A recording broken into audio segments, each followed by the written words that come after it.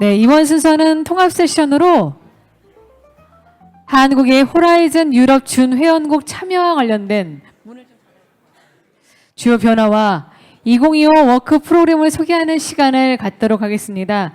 네, 보얀 그라스 유럽 집행위원회 연구혁신 총국 국제협력부 팀장께서 한국의 준회원국 참여에 따른 주요 변화와 2025 워크 프로그램을 주제로 발표해 주시겠는데요. 네, 보얀 그라스 국제협력부 팀장님을 박수로 환영해 주시기 바라겠습니다.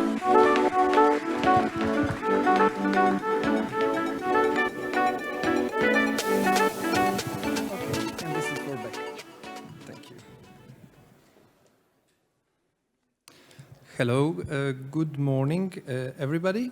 I am Bojan Grlaš. I'm the Deputy Head of Unit in one of the two international units in DG Research and Innovation of the European Commission in Brussels. I'm very pleased to be here.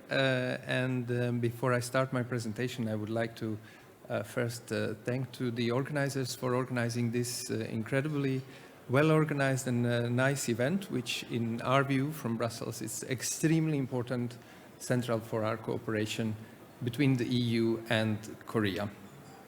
I will now do a presentation going a bit more in detail on the main elements of the Horizon Europe program.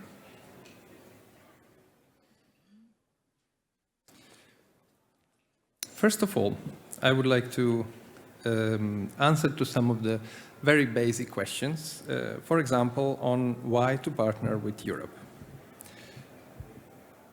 Despite only consisting of 6% of the world population, the EU stands behind 17% of global research and development and 25% of all high-quality scientific publications. The EU is also a patenting world leader, accounting for 90% of the world's patent application.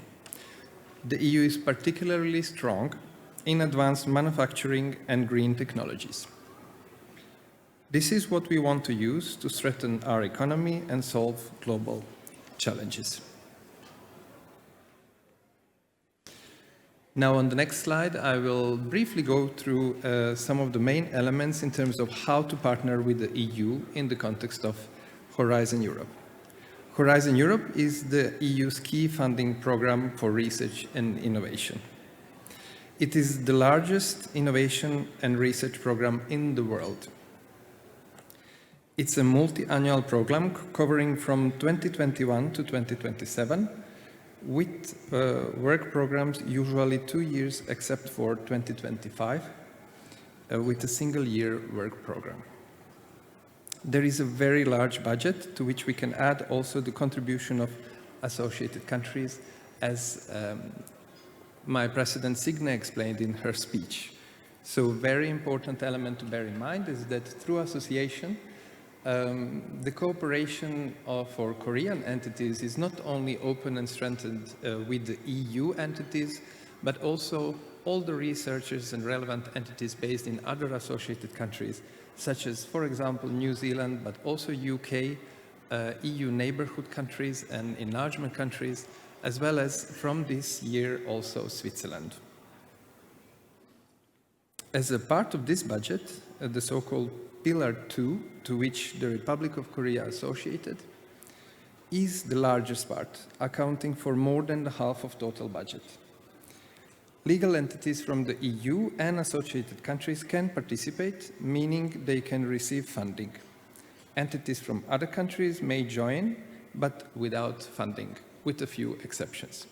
This is clearly one of the major benefits of associated to the program, which is the case with Korea from this year on.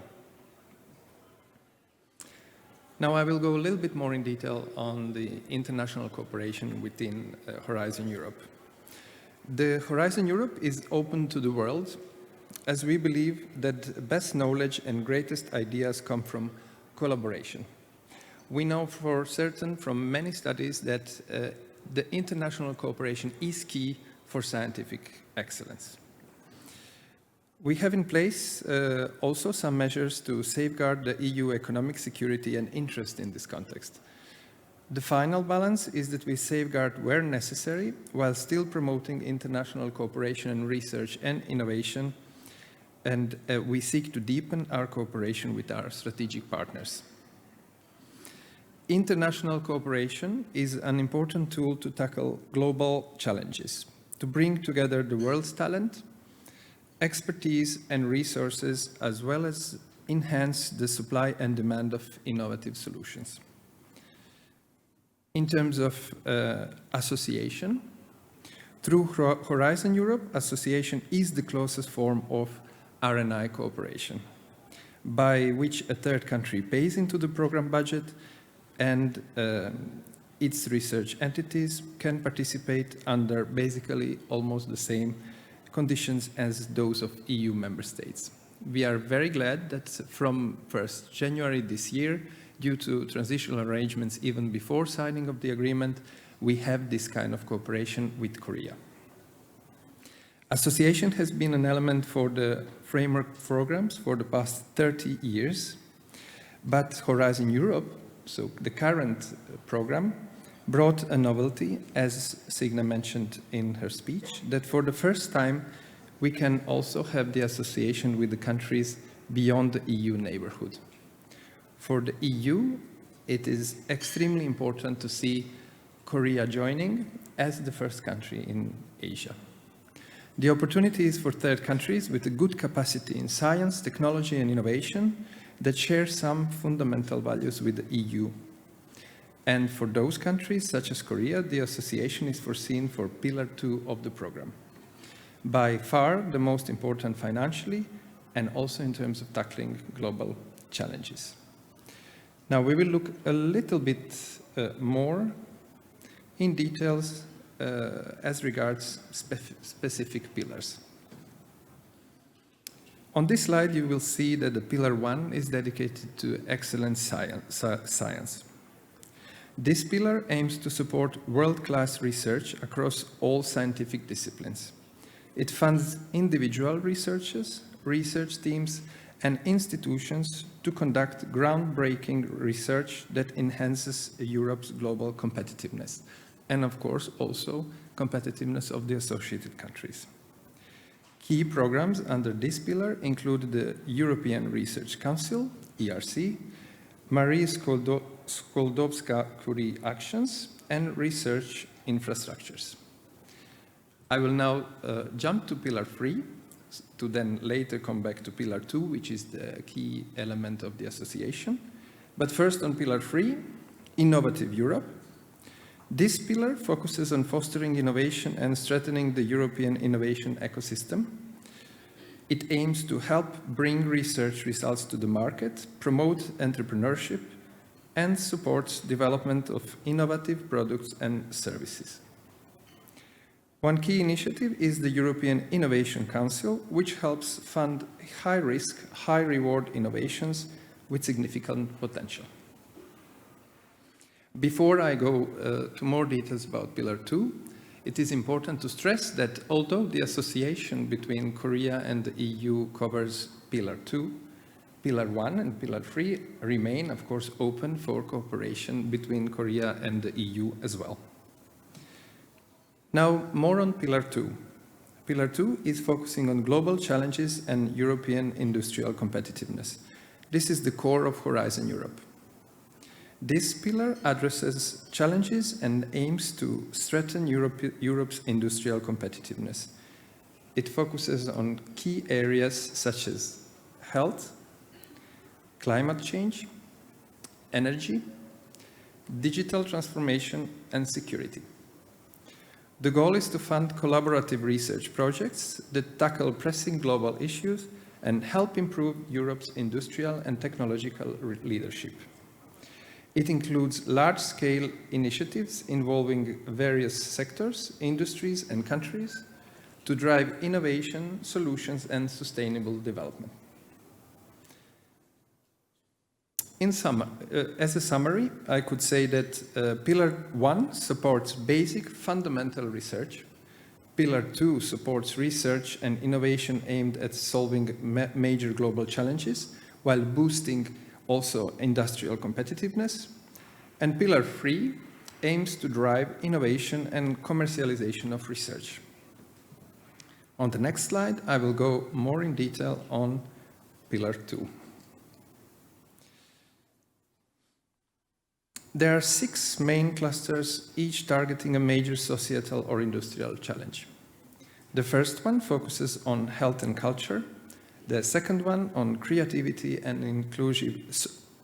Let me go with the first one just to clarify. The first one focuses on health.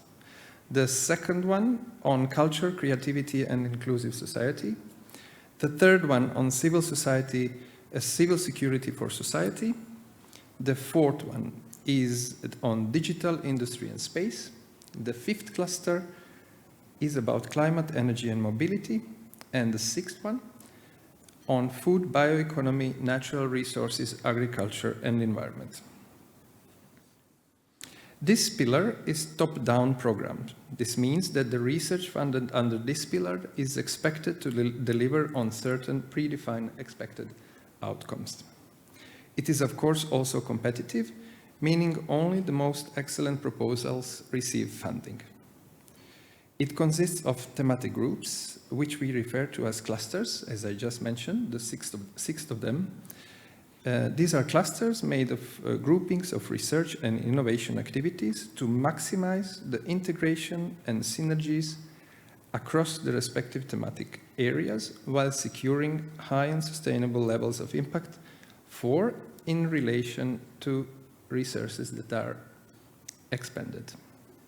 The 6 clusters you can see here on the slide. They are useful to familiarize yourself with, also to identify potential funding opportunities. Cluster 1 is the health cluster. This cluster aims at improving and protecting the health and well-being of citizens of all ages by generating new knowledge, developing innovative solutions, and integrating, where relevant, a gender perspective to prevent, diagnose, monitor, treat, and cure diseases. Further aims include developing health technologies, mitigating health risks, protecting populations, and promoting good health and well-being in general and at work. Finally, this cluster also aims to make public health systems more cost-effective, equitable, and sustainable, prevent and tackle poverty-related diseases, and support and enable patients' participation and self-management. It has a budget of 8.2 billion. Now on Cluster 2. Cluster 2 is the cluster for culture, creativity, and inclusive societies. This cluster aims to strengthen democratic values, including rule of law and fundamental rights, safeguarding our cultural heritage and promoting socio-economical transformation that contribute to inclusion and growth. In the current geopolitical context, these are extremely important elements for the EU. On Cluster 3, Cluster 3 is the cluster for civil security for society. This cluster responds to the challenges arising from persistent security threats, including cybercrime, as well as natural and man-made disasters. Cluster 4. Cluster 4 is the cluster for digital industry and space.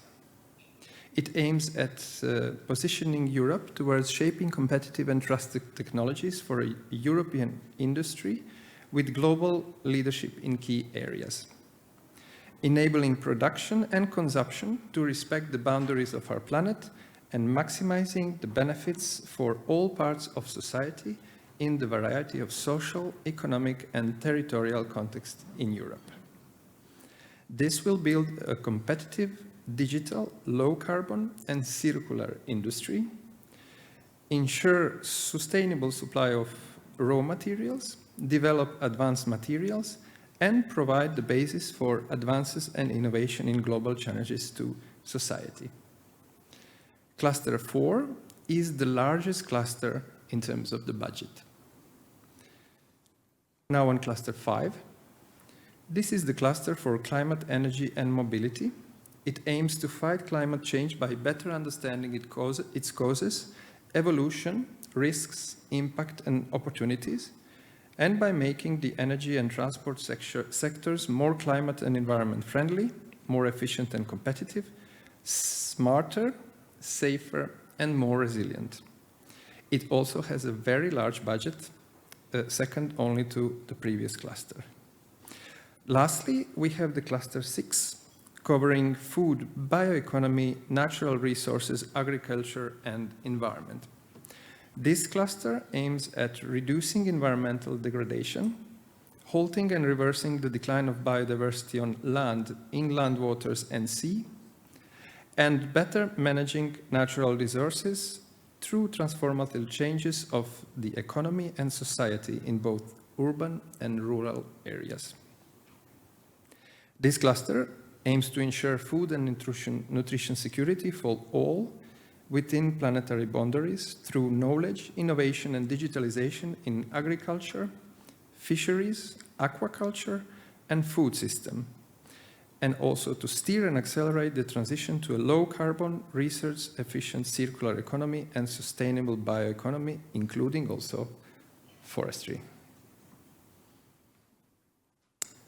Now I will slightly change the focus of my presentation, because on this slide you see we go more in details on association, and in particular on the Korean association to Horizon Europe. Before I go into details on this, I do wish to stress once again that the association represents the closest form of cooperation in research and innovation with the EU, but on top of representing an excellent opportunity for a deeper and more comprehensive cooperation between Korea and the EU, it also provides an excellent basis for cooperation with other associated countries, such as neighborhood and enlargement countries, so those in the vicinities of the EU already associated, but also countries like New Zealand, Canada, UK, or from this year, just like Korea, also Switzerland.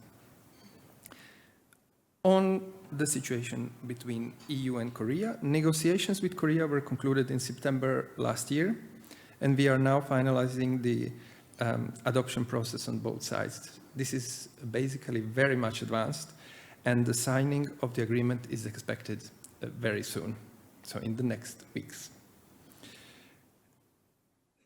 But as you may have seen in the news, actually, and as it was already mentioned today, from the 1st January of this year, the Korean entities can already participate to Horizon Europe under the transitional agreement. What this means is that while we are expecting the signature soon, actually the process is already there and the program is open for the Korean entities to participate. I will go now a little bit more in detail on the main work program in 2025. As Korean entities will be able to join from this work program, it is important to understand that this program is exceptionally a one-year program, as I mentioned before. So usually we do it based on 2 years, but this time it's just 1 year.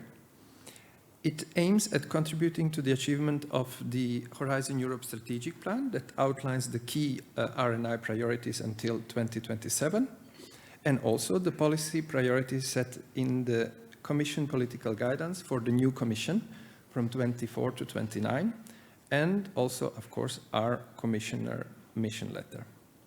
While Horizon Europe main work program 2025 will be published around March or April, there are already a few open calls in the specific programs of the joint undertakings such as Clean Hydrogen or Innovative Health Initiative.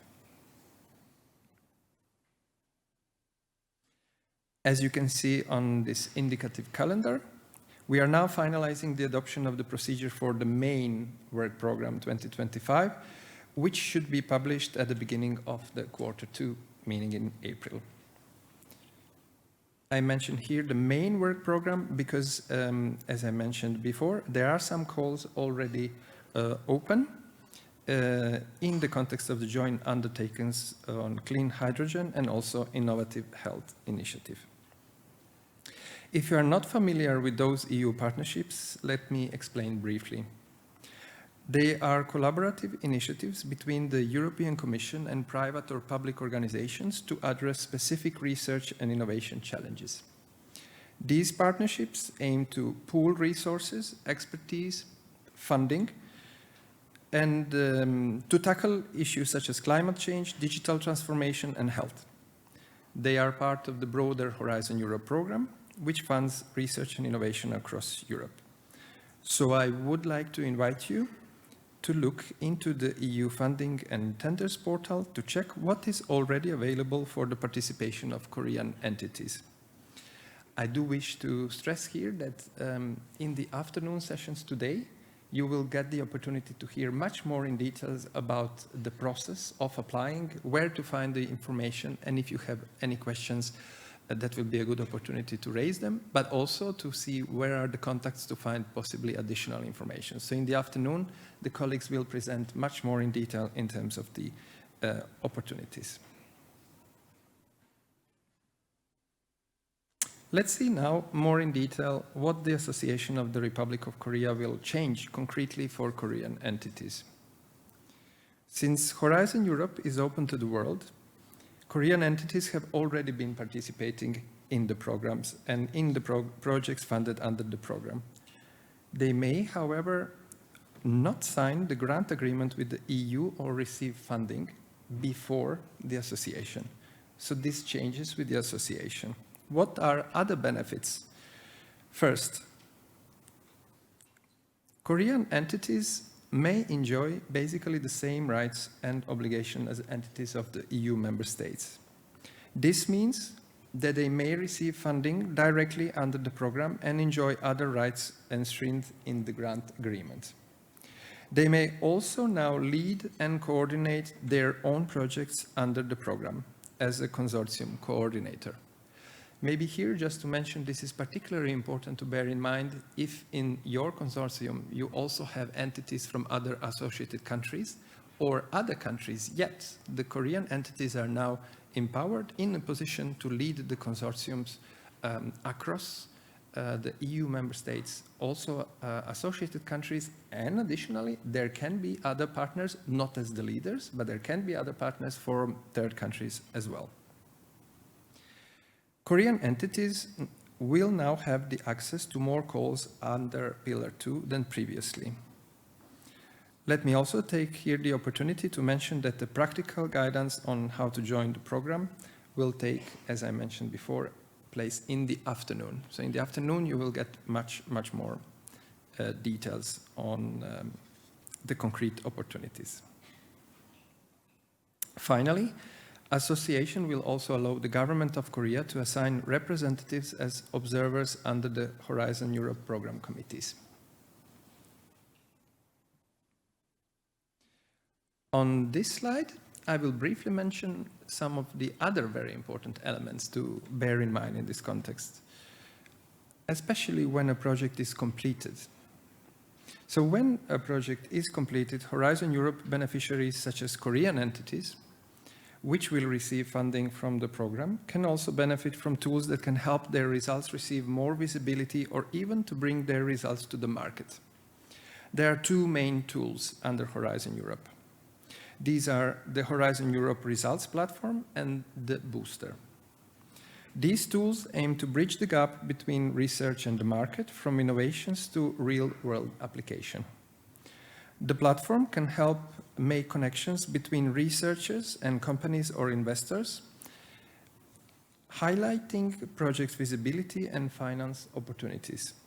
The Booster can help with business plan development, help researchers to navigate intellectual property rights, and help to make a full strategy on how the research can align to opportunities and industrial needs.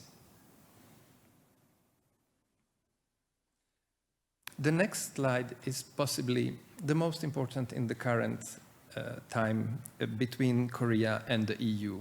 We now know that with the association, huge new opportunities, great new opportunities are open for closer cooperation in the context of Horizon Europe with the Korean entities.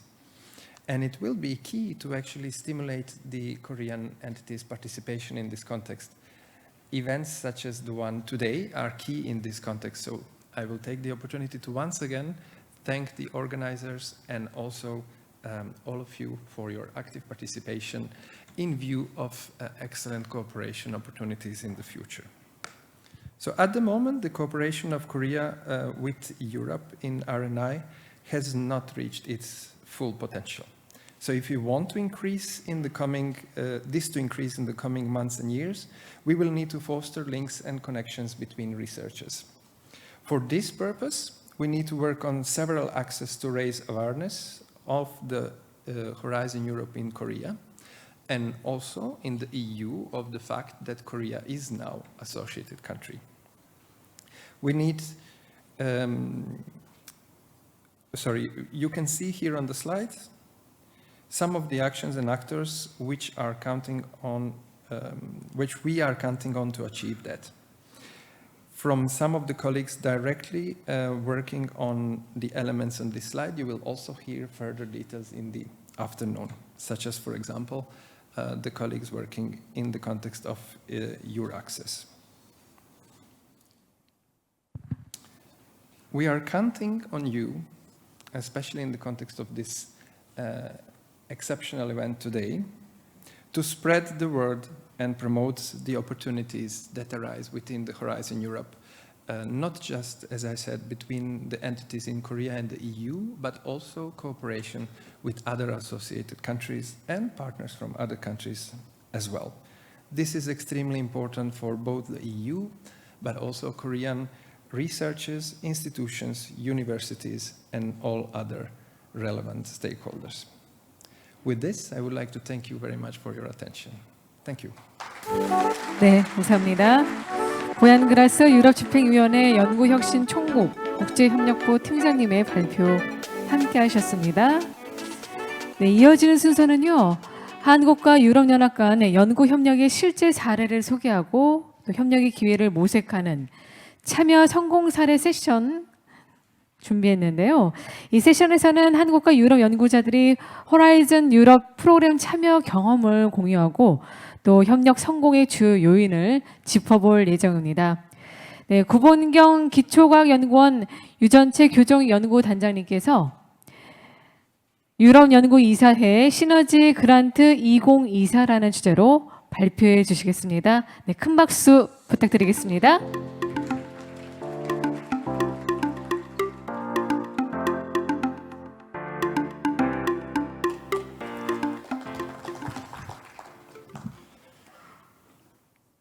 First of all, thank you for having me here today. Since this is more diplomatic event, so I will be switching the language to Korean. And I hope that the Korean to English translation is also good for some scientific topics. 네, 오늘 이 자리에 저를 소개해 주셔서 되게 감사드리고요.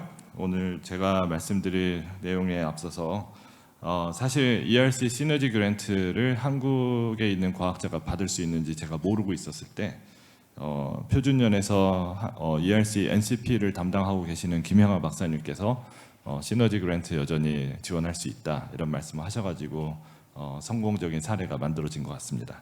그래서 먼저 되게 감사의 말씀을 드리고 이야기를 이어나가도록 하겠습니다.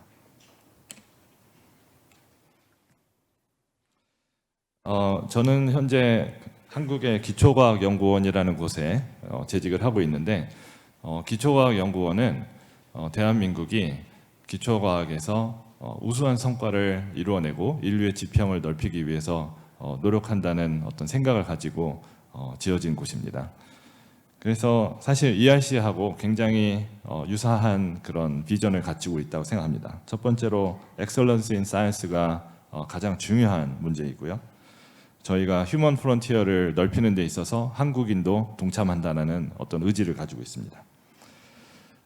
현재 30개 센터가 운영이 되고 있고 저희 센터의 모델은 유럽의 특히 독일에 있는 막스 플랑크 인스티튜트를 모델로 해서 한국에 해서 이제 비슷한 양식으로 진행을 하고 있고요. 자랑스럽게도 베스트 퀄리티 오브 사이언티스트를 이제 한국에서 호스팅하고 있는 상황이고 약 한 3분의 1 정도의 인원이 외국에서 온 사람들로 구성이 되어 있습니다.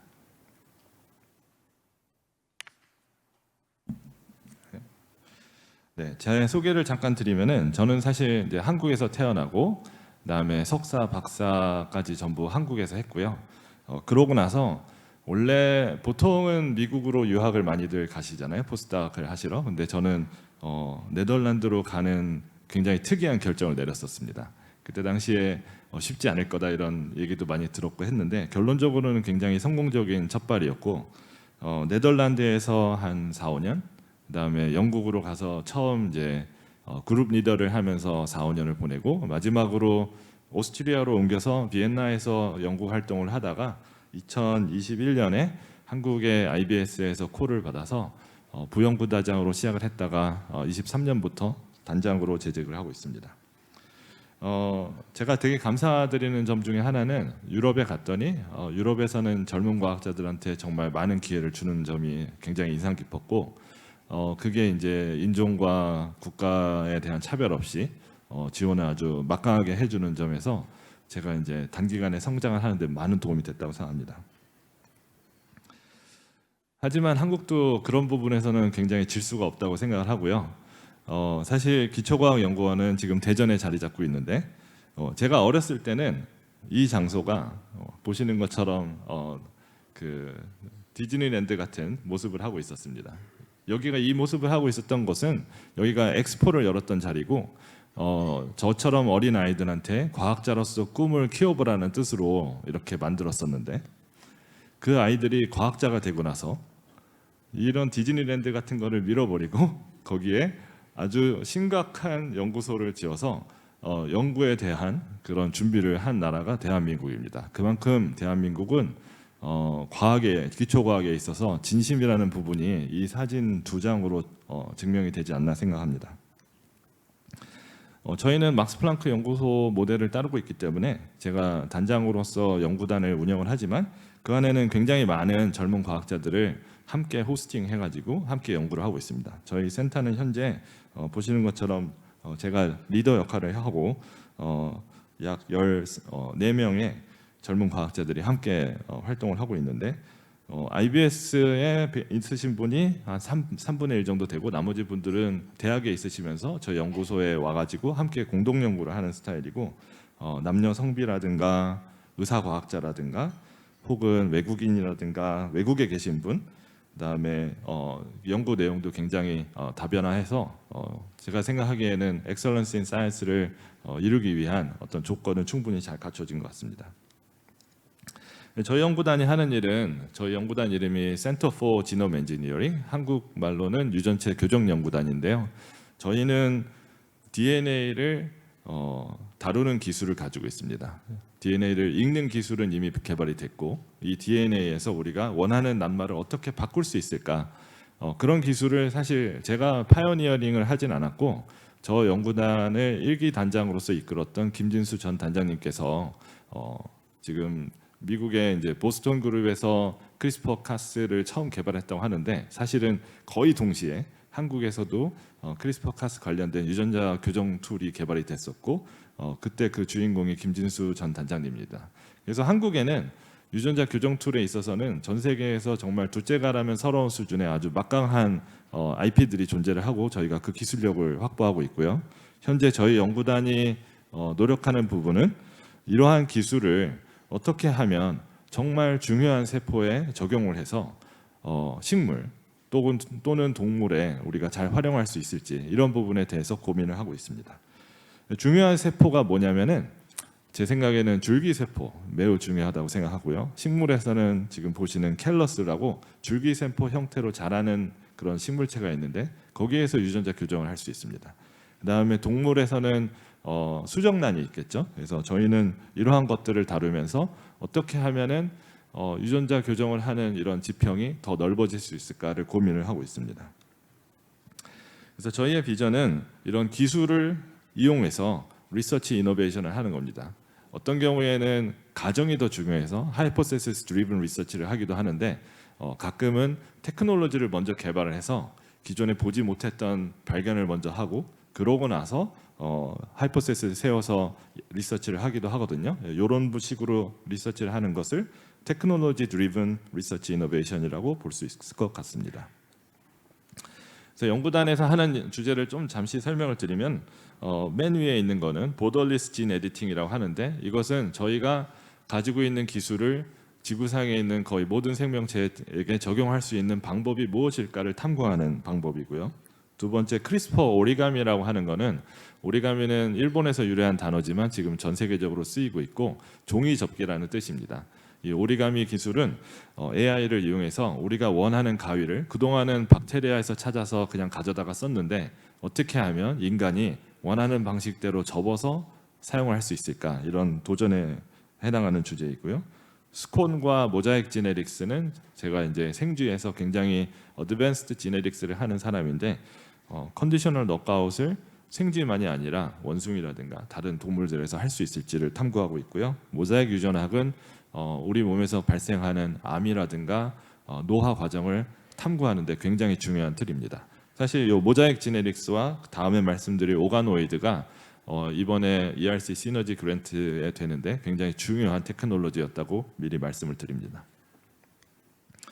네, 그래서 오늘 제가 이 자리에서 주로 얘기해야 될 것은 어떤 주제로 ERC 시너지 그랜트를 받아왔는가에 대한 거고요. 사실 필라 1이라서 요번에 그 호라이즌 유럽에 가입했을 때 필라 2만 해당하기 때문에 이 필라 1은 조금 안 맞는 주제일 수 있지만 정말 중요한 사실은 필라 1 안에서도 ERC 시너지 그랜트는 한국이 이제 파트너로 들어가서 돈을 받아서 연구를 할 수 있습니다. 그다음에 거기에 마리큐리라고 하는 프로그램도 있는데 잘 살펴보면은 저희가 한국으로 들어오는 유럽 포스닥 펠로우가 마리큐리를 받아서 올 수 있거든요. 그래서 좀 여러 가지 방법으로 여전히 필라원에 저희가 어소시에이트 컨트리가 아니지만 참여하는 방법들이 있으니까 좀 알아보시면 좋을 것 같습니다. 제가 클론 이스케이프라고 하는 주제로 여기 보시는 캠브리지 대학에 있는 마리아하고 그다음에 벤자민 시몬스 그다음에 독일에 있는 다니엘 슈탄거라는 의사과학자하고 팀을 만들어서 이번에 이제 과제를 따게 됐는데 이 내용은 암의 초기 단계에 대한 공부입니다. 사실 저희가 병원에 가면은 이미 이렇게 CT 스캔 같은 걸 해가지고 저기에 암이 있는데 당신은 뭐 수술을 해야 될 것 같습니다. 이미 너무 커버려서 좀 힘들 것 같습니다. 이런 이야기를 듣는데요. 사실은 암이 덩어리로 관찰되면 너무 늦습니다. 근데 이게 우리는 일부 사람들의 문제라고 생각을 해요. 젊을 때는. 근데 사실은 우리 중에 한 절반 정도는 결국에는 암에 걸리게 됩니다. 그러니까 암은 거의 모두의 문제죠. 그런데 어떻게 하면은 얘들이 처음에 이렇게 발전을 하는지를 연구를 해야 되는데 그런 방법이 지금까지는 좀 없었어요. 예. 그래서 저희가 제안하는 거는 사실 병원에 가면은 이제 가끔은 이거는 양성 종양이어서 선생님 그냥 떼내시고 그 다음에 걱정 안 하셔도 됩니다 하는 경우들이 있습니다. 이 양성 종양이 악성 종양이 되거나 악성 종양이 된 다음에 여기저기 몸에 퍼지게 되면은 정말 심각한 문제가 됩니다. 하지만 저희가 코로나 팬데믹 때도 느껴봤지만 그 생명체의 진화의 힘을 무시하면 안 되거든요. 그러니까 양성 종양이 되기도 전에 처리를 하면은 심지어 더 좋겠죠. 근데 문제는 양성 종양이 되기까지 모양이 별로 변하지가 않습니다. 그렇다 보니까 우리가 소위 제가 캔서 시드셀이라고 영어로는 표현하고 우리말로는 암 씨앗 세포라고 하는 건데 이 암 씨앗 세포가 어떻게 해서 양성 종양까지 가는지 이 단계를 연구하는 사람은 세상에 거의 없습니다. 못하는 이유는 너무 작고 그다음에 현미경을 이용해도 누가 누군지 잘 모르기 때문에 암 씨앗 세포가 존재하는 걸 알지만 그것들을 연구할 수 있는 방법이 없죠.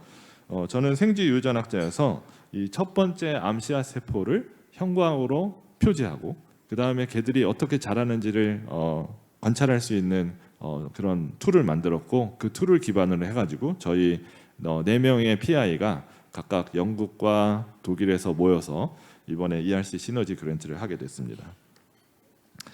그래서 저희가 생각하는 거는 처음에 암씨앗 세포가 생겨도 우리는 면역 세포가 있어요.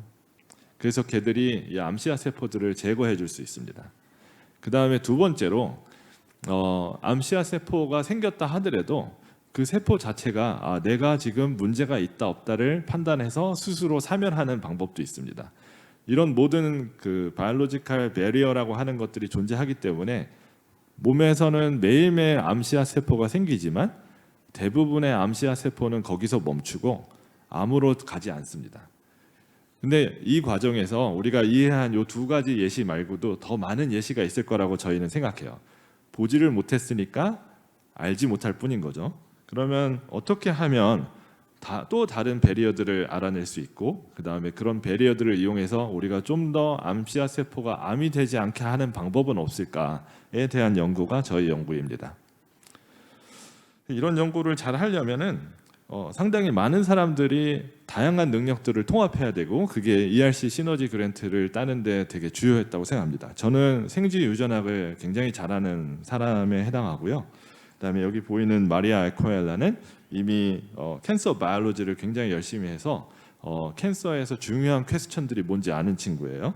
그다음에 벤자민 시먼스는 생물학을 굉장히 잘 이해하는 물리학자여서 생명의 현상을 물리학 이론으로 풀어내는데 아주 엄청난 재주를 갖고 계신 분입니다. 마지막으로 다니엘 시탄거는 의사과학자고 실제로 암을 수술하는 친구이기 때문에 저희가 생쥐에서 했던 연구가 사람에서도 그런지 보려고 할 때는 다니엘 시탄거의 도움이 꼭 필요하겠죠. 그래서 이 모든 사람들이 함께 모여서 함께 일을 하면 굉장히 큰 시너지가 있을 거라고 판단을 해주신 것 같고요. 저희가 하려고 하는 것은 이러한 모든 기술들을 다 모아서 처음에 암 씨앗 세포가 생겼을 텐데 걔들이 점점점 자라다가 어느 순간 멈추고 없어지게 되는 그 과정을 추적을 하려고 하고 없어지면 왜 없어졌는지 혹은 그 배리어를 뚫고 더 크게 자라게 되면은 왜 그런 일이 생겼는지를 알아내서 저희가 생각하는 꿈 같은 일은 마치 요새는 기생충으로 고민하시는 분 없잖아요. 왜냐하면은 기생충 약을 먹으면 기생충 우리 몸에서 쉽게 없어지기 때문입니다. 근데 한 100년 전에는 가장 심각한 헬스 프로블럼 중에 하나가 기생충이었을 거예요. 마찬가지로 현재는 암이 우리를 괴롭히고 있는데 이 암 씨앗 세포가 암으로 가지 못하는 중간 단계에서 저희가 거의 다 막을 수 있다면은 아마 옛날에는 암으로 고생했는데 요새는 그냥 이 약만 먹으면 돼 하는 그런 세상이 오지 않을까 생각을 합니다. 네, 그래서 뭐 어떤 스트레티지가 있는가 뭐 이런 말씀을 좀 해주면 좋겠다고 했는데 저는 그냥 상징적으로 이 그림을 좀 보여드리고 싶은데 저한테 인터뷰 발표를 맡기더라고요. 그 이유가 다른 친구들 하는 얘기가 너가 영어는 우리 중에 제일 못할 거는 아는데 그렇지만 한국에서까지 와서 시너지 그랜트를 달라고 하는 모습은 너무 좋지 않겠냐 그런 얘기를 해서 제가 수락을 했고 수락을 하고 인터뷰를 하러 아침에 가는데 너무 후회가 되더라고요. 그래서 굉장히 심각한 표정이었는데 이제 발표도 잘하고 저희가 대응도 잘해서 이제 끝나고 나서 4명이서 이제 굉장히 해피한 페이스로 사진을 한번 찍어봤습니다. 그래서 제가 오늘 마무리를 하면서 좀 말씀드릴 내용이 한 4개 슬라이드가 더 있는데요. 아마 호라이즌 유럽에서 필라 2를 하시던가 내지는 필라 1을 저처럼 시너지 그랜트를 도전하시는 분들에게는 이 Excellence in Science라고 하는 개념을 좀 이해했으면 좋겠다는 생각이 듭니다. 사실 한국은 그동안 엄청 강력한 추적자로 계속해서 과학기술계에서 활동을 했고 전 세계에서 그 사실은 정말 너무나 잘 알거든요. 가장 대표적인 예가 애플이 First Mover였지만 저희가 삼성을 개발해서 패스트 팔로워로서 정말 강력한 경쟁자로 애플과 계속 이제 삼성폰이 경쟁을 하는 모습을 전 세계 사람들이 다 봤죠. 근데 지금 대한민국은 오른쪽에서 왼쪽이 되려고 하는 모양새를 취하고 있고요. 저는 개인적으로는 호라이즌 유럽의 필라 2만이 아니라 필라 1에 가입하고 필라 3에도 가입하는 것이 궁극적으로는 유럽과 함께 퍼스트 무버가 되는 좋은 전략이지 않을까 생각을 하고 앞으로 그런 미래가 펼쳐지기를 좀 기대하는 바입니다. 저는 생명과학자이기 때문에 다른 분야는 잘 모르겠어요. 근데 앞으로 이 바이올로지가 우리한테 어떤 세계를 보여줄 것인가 이걸 좀 아는 것이 저는 되게 중요하다고 보는데 제가 이제 아직 젊은 과학자지만 감히 좀 세상을 좀 내다보는 생각으로 두 가지를 제안을 해보면 첫 번째는 기존의 역사를 좀 봐야 됩니다. 20세기에는 저희가 20세기 초반에는 뭐가 유전 물질인지도 잘 몰랐어요. 여기 지금 저를 가르쳐 주신 장승희 교수님께서 앉아 계시는데 몰레큘러 바이올로지 101 이런 걸 들을 때 정말 DNA가 유전 물질인지 단백질이 유전 물질인지 이런 거 알아내는 노벨상 그 예시들을 많이 배웠거든요. 20세기에는 천천히 생명과학이 진짜 과학이 되는 단계로 발전을 했던 것 같아요. 그러니까 그 전에는 생물학이라고 했죠. 생물학은 과학이 아니다라는 말이 있을 정도로 좀 미지의 세계였는데 왓슨 크릭이 DNA 스트럭처를 보고 몰레큘러 바이올로지 이볼루션 이후에 저희가 이제 크리스퍼 툴이라고 하는 정말 혁명적인 기구까지 가져서 이제는 DNA를 단순히 읽는 것이 아니라 쓰고 편집하고 조작하는 상황에 벌어졌습니다. 그러면 앞으로는 어떤 것이 가능해질 것이냐? 첫 번째는 기존의 생명과학은 이 생명을 이해하기 위해서 점점 더 작은 조각으로 잘라갔습니다. 원래 사이언스라는 것의 어원이 가위거든요. scissors. 그래서 사이언스는 잘 이해를 못하면 오르가니즘에서 오르간으로, 그다음에 기관에서 다시 세포로, 세포에서 분자로 이렇게 이행을 하는데 그 과정은 저는 이제 많이 끝났다고 생각해요. 이제 중요한 거는 다시 거꾸로 가는 겁니다. 우리가 생명과학을 정말 제대로 이해했으면은 합성 생물학이라고 하는 신세틱 바이올로지를 할 수 있는데 이것은 분자를 저희가 알아서 만들어낼 수 있고 그다음에 인공 세포도 만들고 장기도 우리가 원하는 형태로 만들어낼 수 있는 그런 기술을 가질 수 있을 것이다. 앞으로는 그런 이야기입니다. 근데 이런 것을 할 때 있어서 또 상상력이 굉장히 중요하거든요. 새로 신세틱 바이올로지라는 거는 약간 그 오르게닉 케미스트리처럼 무언가를 새로 만들어낸다는 개념인데 얘가 뭘 할지 모르지만 만들어서 어떻게 보겠다는 거잖아요. 근데 그거를 할 때 저는 굉장히 중요한 것 중에 하나가 두 번째 theme, 바로 바이오다이버시티라고 생각합니다. 지금 대부분의 실험실에서는 우리가 소위 말하는 모델 셀라인, 모델 오가니즘을 주로 연구를 하는데 사실 거기에서 우리가 연구를 했던 이유는 생명을 이해하기 위해서였어요. 근데 사실 생명은 굉장히 다양합니다. 그렇기 때문에 다른 생명체를 이해를 하다 보면은 우리가 좀 더 필요한 다른 것들을 더 이해할 수가 있거든요. 그래서 저는 두 번째로는 바이오다이버시티로 우리가 나아가야 된다. 그러면 아마 앞에 그 신세틱 바이올로지도 좀 더 잘할 수 있을 거다 이렇게 생각합니다. 그래서 마지막 슬라이드인데 여기 보면은 남자 여자분이 젊죠. 아마 무슨 좋은 일이 있을 것도 같은데 그런 것처럼 우리가 상상력이 반드시 있어야 되고 그 상상력이 있어야지만이 미래를 현실로 만들 수 있다고 생각합니다. 이상으로 발표를 마치겠습니다. 네, 감사합니다.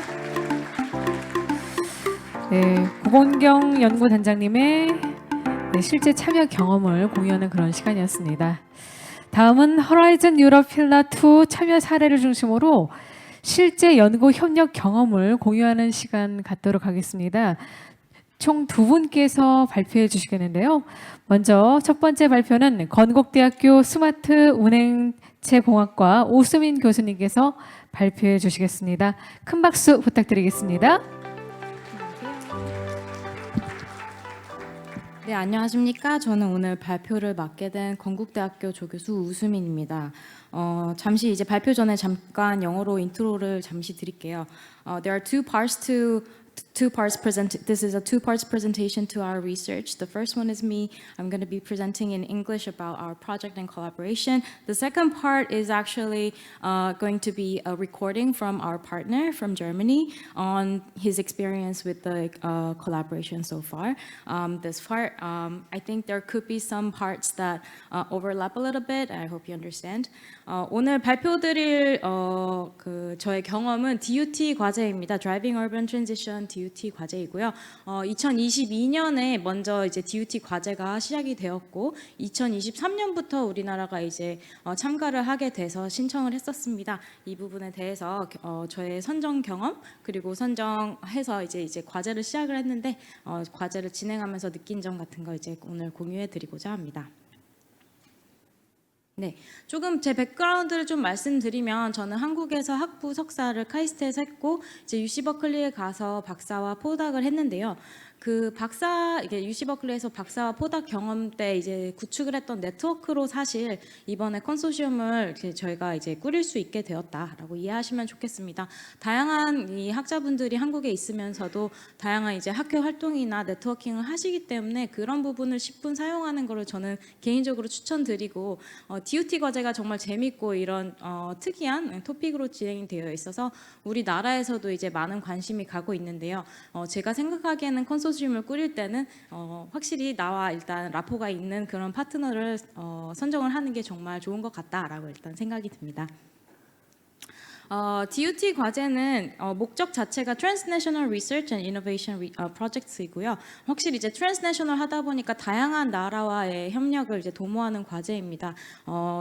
토픽 자체로는 Urban Challenge 3가지 테마가 있는데요. Positive Energy District, 15-minute City, 그리고 Urban Economies 그 3가지가 있는데 저희 이제 우리나라로 참가할 수 있는 부분 15-minute City, 15분 도시 과제로 참가하게 되었습니다.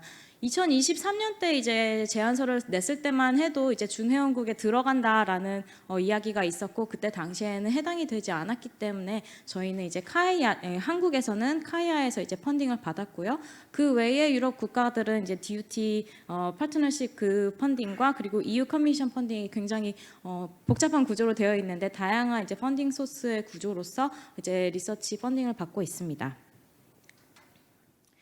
트랜스내셔널 리서치인 거에 맞춰서 다 참가할 수 있는 나라가 굉장히 다양했었습니다.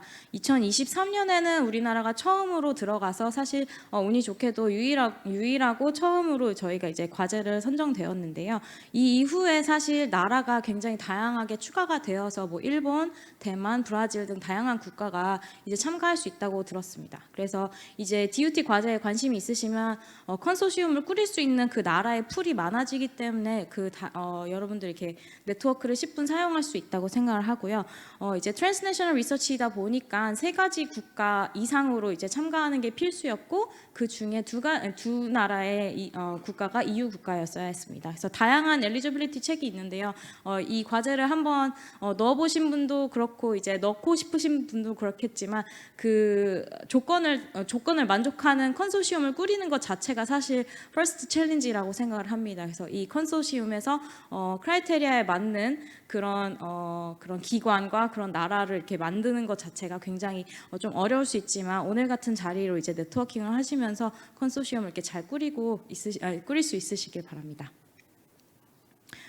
저희 과제 조금만 먼저 설명드릴게요. 오늘은 저에게 주어진 시간이 그렇게 많지는 않아서 과제에 대해서는 이제 많이 깊게는 들어가지 못하지만 저희 과제는 일단 기본적으로 15분 도시를 위해서 Smart Sustainable Work Culture, 그러니까 이제 지속적인 업무 환경을 좀 바꿔보자. 업무 환경에 대한 정책을 만들고 그거를 바꿨을 때 도시가 어떻게 바뀔 건지 이렇게 상상해보자라는 과제가 되어 있습니다. 사실은 이거는 제가 코로나 때 깊게 느꼈던 이렇게 재택근무를 하면서도 일을 할 수 있구나라는 걸 느끼면서 사실 아이디어를 얻어서 재택근무를 이제 우리 일상 속에서 녹아내었을 때 도시가 어떤 양상으로 바뀔까라는 아이디어로부터 이제 시작된 과제입니다. 저희 과제는 세 개 국가가 참여하고 있습니다. 한국, 독일, 그리고 그리스가 참여하고 있고요.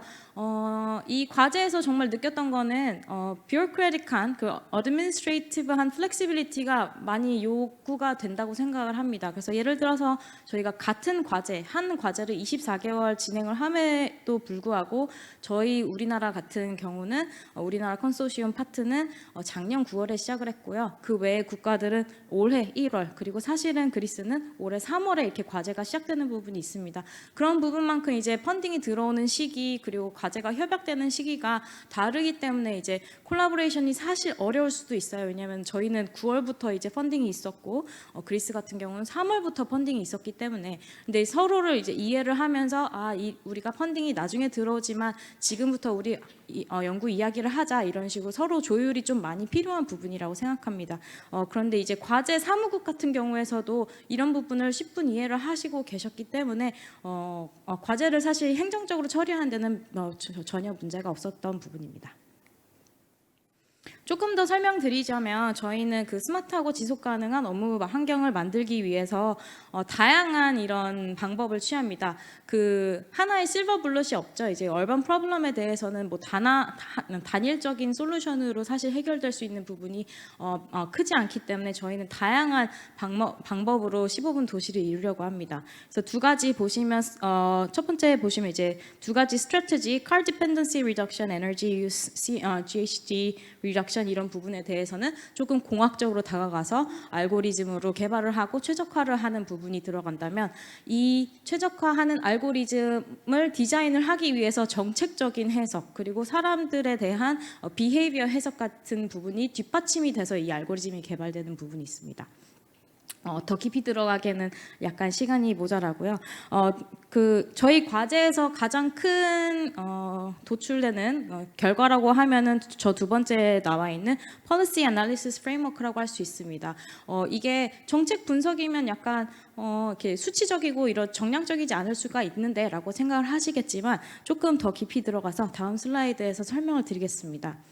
왼쪽 편에 보시면 이제 폴리시 파라미터라고 되어 있어서 도시를 이루는 다양한 정책 중에 우리가 제어를 할 수 있는 부분이 어떤 게 있을까라고 이제 폴리시 파라미터를 정하고요. 그거를 기반으로 도시를 시뮬레이션을 합니다. 도시에서 예를 들어 공유 오피스에 대한 정책이 이렇게 주어졌을 때, 수요 응답 대중교통이 주어졌을 때, 그리고 뭐 빌딩 오피스 빌딩의 에너지 제어 알고리즘 같은 게 접목이 되는 게 이제 제한이 크게 들어갔을 때 이 도시에서 어떤 식으로 퍼포먼스를 할 수 있는가 시뮬레이션을 하고 그거에 대한 이제 퍼포먼스 매트릭으로 정량적으로 나오게 됩니다. 이렇게 보시면 이거는 도시공학 쪽에서 아니면 시스템 쪽에서 맨날 하는 뭐 최적화 알고리즘 뭐 시뮬레이션 같은데라고 말씀하실 수 있겠지만 사실 여기 폴리시 파라미터 디자인하는 부분에부터 그 디자인하는 곳부터 사실은 정책 입안자들을 저희가 적극적으로 자문을 부르고 피드백을 하면서 그 처음 초기 단계부터 결과 분석을 할 때까지 정책 입안자들의 액티브한 그 파티시페이션을 저희가 요구합니다. 그리고 여기서 나오는 그 15분 도시에 대한 정책을 우리가 적용을 했을 때 도시가 어떻게 바뀔 것인가라는 것에 대한 이제 정책적인 그 근거 도출을 하고 그걸로써 저희가 이제 사회적으로 어떤 기여를 할 수 있을 거라고 생각을 하고 있습니다. 그렇기 때문에 저희 컨소시엄을 이제야 소개를 드리는데요. 방금 말씀드렸던 어떤 공학적인 부분도 있지만 정책적인 부분 그리고 그것을 해석하는 부분에 있어서 굉장히 다양한 전문가가 필요합니다. 저희는 한국에서는 저 건국대 그리고 카이스트의 임리사 교수님이 들어오시고 계시고요. 그리고 독일에서는 이따가 제 발표 끝나고 영상으로 발표하실 독일의 그 워츠버그의 마르코 교수님이 이제 시스템 레벨에서의 에너지 시뮬레이션을 담당하고 계십니다. 공학적이시고요. 그리고 아테네 공대 그리스 아테네 공대 교수님께서는 교수님 팀에서는 이제 시티 스케일로 이제 교통 쪽의 시뮬레이션을 하는 부분으로 들어오십니다. 제가 생각하기엔 저희 컨소시엄의 작은 파트라고 할 수도 있지만, 그러니까 펀딩적으로는 작은 파트라고 할 수 있겠지만 거의 저희 컨소시엄이 선정이 되고 이 프로젝트가 진행될 수 있게 만든 그 두 파트너가 사실 마지막 이 두 기관이라고 생각합니다. 일단 그리스의 글리파다 시청 쪽에 그 시청 공무원이 들어오시고요. 그리고 마지막에는 다엠이라고 아테네 산하의 IT 기업이 들어옵니다. 이 두 실질적으로 실무를 진행을 하시고 정책을 정말 디자인하는 분들이 들어왔기 때문에 저희가 앞부분에서 하는 이제 알고리즘적인 것, 시뮬레이션적인 것의 의미가 정말 이렇게 실질적으로 의미 도출이 되도록 만들어 주실 수 있는 분들이라고 생각하고요. 긴밀하게 저희가 이제 컨소시엄의 실제 파티시펀트로 들어오시면서 과제 이제 컨소시엄이 구성이 된 바 있습니다. 그래서 저희가 제 생각에는 저희가 이게 그림들이 사실 다 제안서에 이제 사용되었던 그림들이긴 한데요. 이 그림이 정말 중요하지 않았나 싶습니다. 한 이유 관계에 있어서 이제 저희가 같이 제안서를 쓰면 당연히 왜 한국과 왜 EU 기관들이 모여서 리서치를 해야 하는가에 대한 그런 밸리데이션 정당성을 이제 많이 이제 표현을 해야 제안서가 그 효력이 굉장히 높다고 생각합니다. 저는 사실은 여기에 보시면은 Culture Policy Modeling Solutions 이렇게 되어 있었는데 컬처라고 보시면 사실은 뭐 그 각 나라만의 문화다라고 생각을 하실 수 있잖아요. 저는 사실 그 부분이 컬처를 처음으로 쓴 이유가 그 이유였습니다. 다양한 도시를 위한 솔루션을 지어낼 때 컬처, 다른 나라의 컬처를 저희가 서로 이해를 하면서 그거를 솔루션으로 승화한다라는 것을 조금 표현하고 싶었고요. 그렇기 때문에 이 컨소시엄이 모이는 것이 시너지가 있을 것이다라는 부분이 있었습니다. 그래서 그리스랑 독일 그리고 한국이 어떻게 보면 다양한 도시가 그 각 나라마다 있는데 어떻게 보면 비슷한 도시 형태, 뭐 작은 도시 그리고 메가시티만큼 서울처럼 메가시티처럼 큰 도시가 또 다양하게 이렇게 공유를 하고 있는데 그 같은 유형의 도시에 살고 있으면서도 사람들의 비헤이비어와 문화가 차이가 있잖아요. 그것을 이제 함께 담고 싶었다라는 부분을 이제 담아내고자 이런 컨소시엄 그림 안에 꼭 저 컬처라는 부분을 넣었습니다.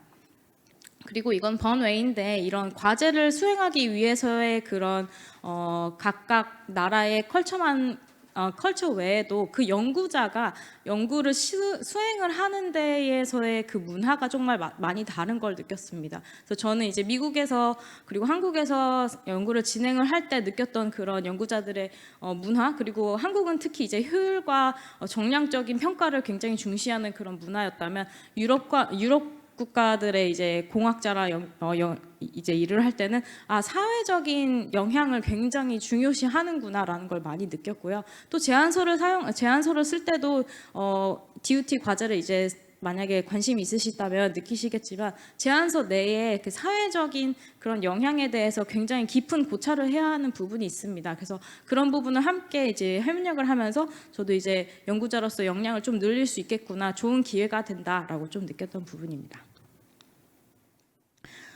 거의 다 왔는데요. 저희가 나라도 3개고 기관도 6개라서 사실 이게 한국은 또 이제 시차도 많이 다르잖아요. 그래서 이제 과제를 수행함에 있어서 사실 조금 어려운 부분이 없진 않습니다. 다른 단체 연구는 뭐 한국에서 내부 단체 연구 하면은 뭐 연락하는데 문제가 없는데 이제 저희는 이제 인터내셔널하고 심지어 이제 대륙을 건너서 연결을 해야 하기 때문에 좀 이런 컨소시엄 구성에 있어서 조금 더 노력이 더 기울여져 있는 부분입니다. 그래서 저희가 리드로서 저희가 큰 그림을 잡고 큰 타스크를 각 기관에 어사인을 하는 것과 그런 디자인을 하고 서로의 어그리먼트를 가져오는 것 자체가 굉장히 중요하다고 생각하고요. 어쩔 수 없이 각 내부, 그러니까 나라마다 내부 미팅은 무조건 이게 진행을 해야지 된다고 생각합니다. 뭐 예를 들어서 그리스의 시청이 들어오기 때문에 그리스 시청 그리고 그리스 안에 있는 3가지 그 기관들은 그리스 내부의 미팅을 또 따로 진행을 하면서 이렇게 간간히 업데이트하고 이런 어떤 커뮤니케이션 스트래티지가 필요하다고 생각을 합니다.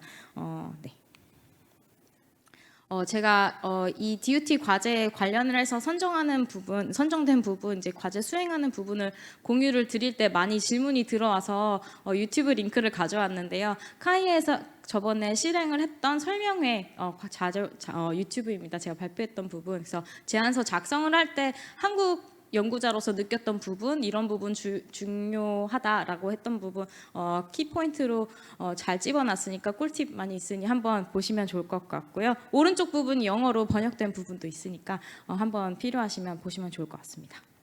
네, 그 외에 질문은 저기 링크로 들어오셔서 이메일 부탁드립니다. 감사합니다. 네, 감사합니다.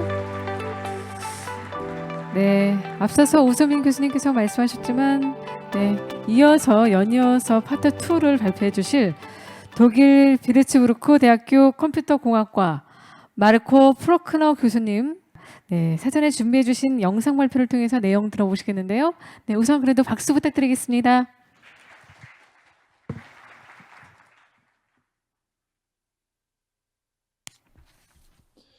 Welcome, ladies and gentlemen, to my talk about my experiences in research collaborations between Korea and the European Union at the European Union Korea Research and Innovation Day 2025. My name is Marco Bruckner and I'm a professor for modeling and simulation at the Institute of Computer Science at the University of Würzburg. I'm very grateful for the opportunity to speak to you today. I start with introducing the University of Würzburg and my lab. The University of Würzburg is one of the largest universities in Germany with a great history. The history of the University of Würzburg reaches back as far as 1402. And notable scientists of our university include Wilhelm Röntgen, who discovered X-rays in Würzburg in 1895.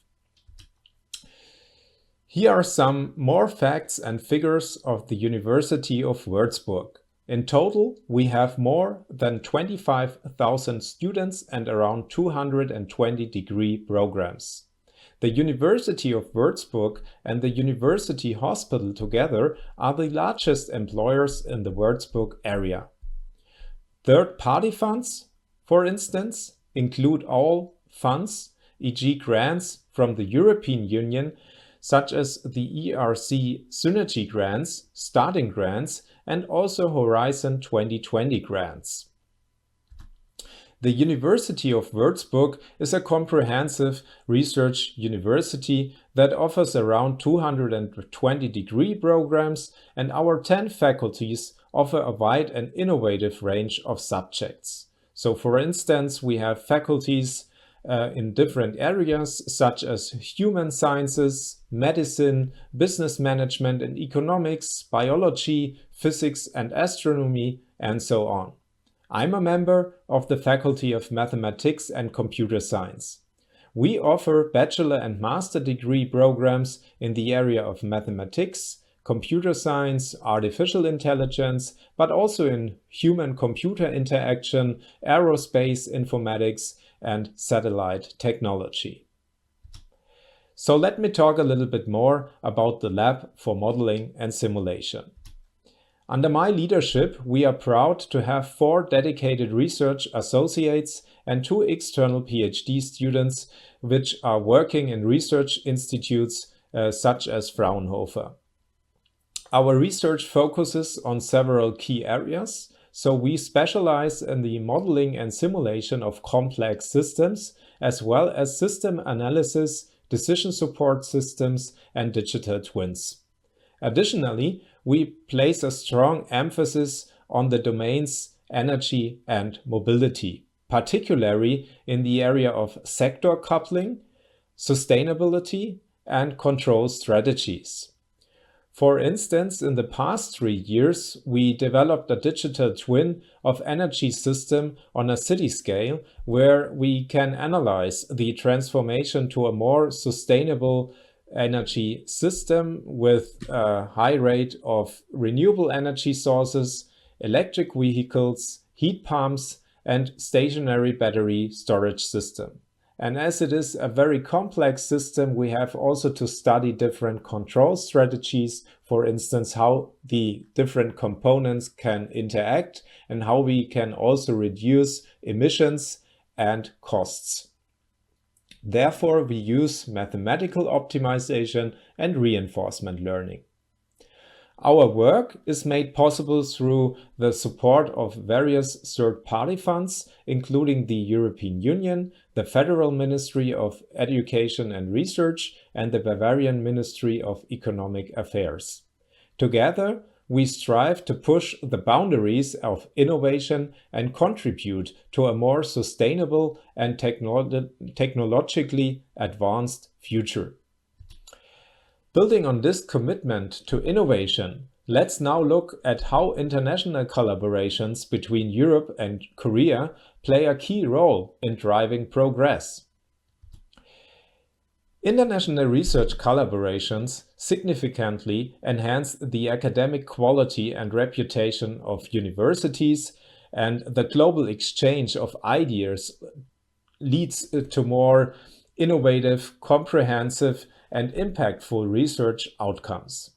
Collaborating with Korean universities enhances the global reputation of European research institutions and vice versa. So it opens doors for joint publications in high-impact journals, participation in international conferences, and stronger academic networking. Collaborating with international partners opens up many research opportunities that may be limited within local or national confines. For instance, partnering allows institutions from both sides to work with top experts, exchange knowledge, and integrate different scientific approaches. Additionally, collaboration can expose universities to unique datasets and different ecosystems. Many of the world's challenges, such as climate change, public health crisis, and sustainable development, require a global approach. International research collaborations allow universities to contribute effectively to these global issues. For instance, in our joint research project together with Korean research institutions, we are working on sustainable and smart work cultures which will have an impact all over the world. Universities can develop more comprehensive and impactful solutions by pooling knowledge, expertise, and resources from both countries. These collaborations highlight the role of academic institutions in driving positive change and fostering a sense of global responsibility and unity. Additionally, these projects often lead to policy changes in real-world impacts, showcasing the practical relevance of university research. And last but not least, international collaborations are not just about academic exchange. They are also about cultural exchange. Partnerships foster student and faculty exchanges, joint degree programs, and collaborative training. This helps develop a more globally competent workforce and strengthens academic ties between Korea and Europe. In the last part of my presentation, I would like to talk about our joint research collaboration with Korean research institutions in our Driving Urban Transitions project. We have a very strong consortium with organizations from Korea, Germany, and Greece, including universities, enterprises, and one urban public authority from Greece. In our project, we aim to achieve a sustainable and equitable 15-minute city by proposing a smart and sustainable work culture through connectivity and sharing. Additional goals include the reduction of commuting frequency by hybridizing with online work and the reduction of commuting travel distance by sharing office spaces near homes and arranging demand response shuttles. So far, we have fascinating experiences with the collaboration with Korean research institutions. The application process for our Driving Urban Transition project was simple and efficient. It was divided into 2 stages. So in the first stage, consortia was invited to submit pre-proposals, and in the second stage of the procedure, a full proposal was required. In this way, the effort was totally manageable. The communication between the project partners is very great. So for instance, in our bi-weekly online meetings, we have fruitful discussions and we secured buy-in from all team members through a positive and open team culture and early identification of commonly shared and clearly defined goals. We already shared our knowledge on certain work packages, such as how to build a mobility demand generator based on national household travel surveys. It is also exciting to explore similarities and differences in urban development between our countries, especially when it comes to work cultures. So we are excited about our continued collaboration to identify synergies and unlock our full potential together. Finally, I'm convinced that joint projects accelerate the development of future technologies. And in conclusion, based on my positive experience, I can only encourage you to apply for a joint project with European partners. Thanks for taking the time to listen. Have a great Research and Innovation Day. And if you have any question, do not hesitate to contact me. Thank you. 네, 감사합니다.